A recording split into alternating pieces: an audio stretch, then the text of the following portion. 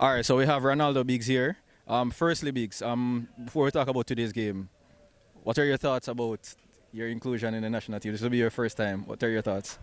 Well, it's always been a dream to represent my country, so of course it's an overwhelming feeling. So yeah, I'm very happy. All right, so back to today's game. You guys came out a bit short today in the first half. What inspired you guys to turn things around in the second half? Oh, well, we went to the changing room and we had a talk and we just said that they won the first half, but they just didn't score. So let's win the second half while scoring, and that's what we did. All right, do you believe that you had to take control of this game? Because based off where I stood, I saw where you took a leadership role. You assisted Ellis with his goal with some superb play. What was going through your mind leading this team going forward?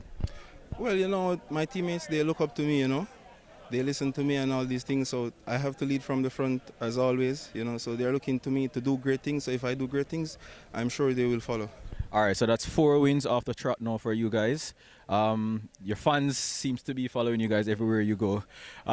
Any message for them going forward? Well, keep supporting and you continue to get good football. All right, thanks, Biggs, and good luck with the national team. All right.